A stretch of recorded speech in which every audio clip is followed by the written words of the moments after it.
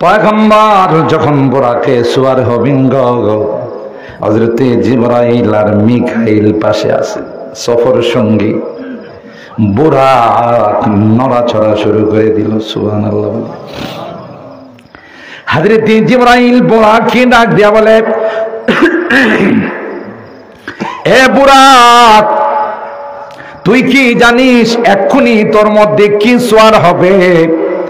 কে তোমার মধ্যে এক্ষুনি ভ্রমণ করবি?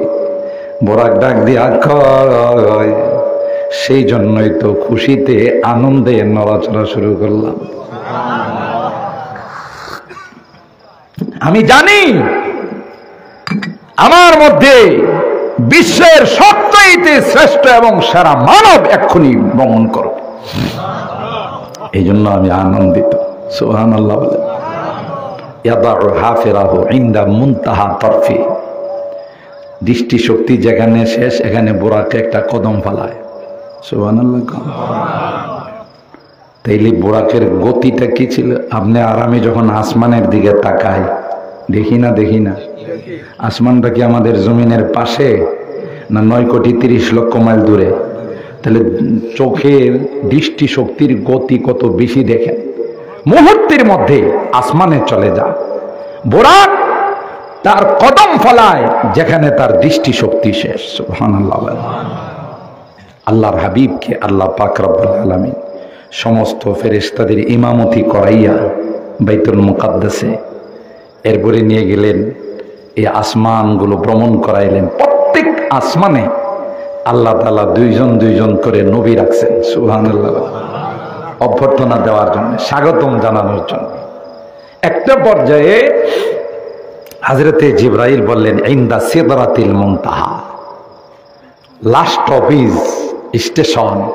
ওখানে গিয়া জিবরাইল বললেন, ইয়া রাসূলুল্লাহ, আপনি যান। আপনি যাবেন না? কহে আমার পাওয়ারলেস। সুবহানাল্লাহ। মানে আমার আর পাওয়ার নাই। যদি আমি এক চুল পরিমাণ সামনের দিকে আগাই, আমার সবগুলো পর জলে পুড়ে ছাই হয়ে যাবে।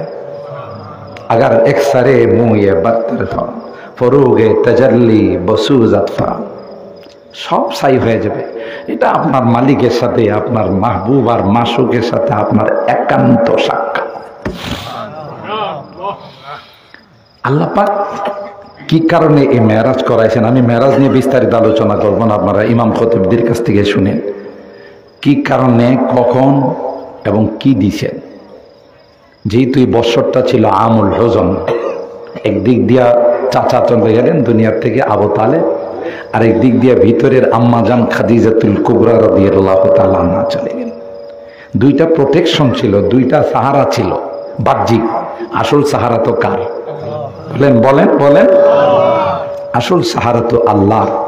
বাহ্যিক দুইটা বড় সাহারা ছিল, একটা হলো বাহিরের আর একটা হলো ভিতরের। একই বছর দুইটা সাহারা আল্লাহ উঠাই নিয়ে গেছে। সুবহানাল্লাহ। এই জন্য আল্লাহর নবীর, আল্লাহর হাবিবের মন বড় খারাপ। আল্লাহ পাক বললেন, সবকিছু একটু ভ্রমণ করায় নিয়ে আসলে মনটা কিছুটা হলে শান্ত হবে। সুবহানাল্লাহ। আর হিকমত হলো, আল্লাহ বলেন আমি আপনার দায়িত্ব নিয়েছি, আপনার লালন পালন দেখা শোনা সব কিছুর দায়িত্ব আমার। কেউ যেন একভাবে বলতে না পারে মুহাম্মাদের দায়িত্ব আমি নিয়েছি। এই জন্য কিছুদিন পর পরে আপনার ছায়াগুলো আমি ওঠায় ফেলাই। সুবহানাল্লাহ।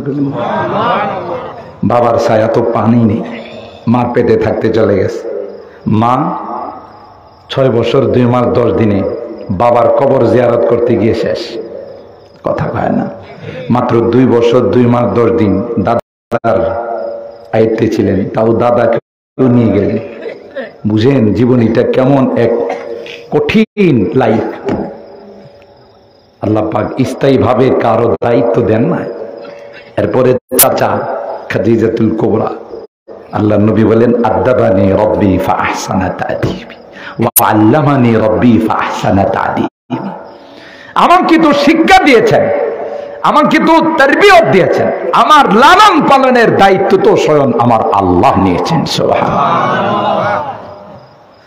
এই জন্য আল্লাহকে চলেন, আপনাকে এই সব কিছু দেখায় নিয়ে আসি, তাহলে মনটা কিছু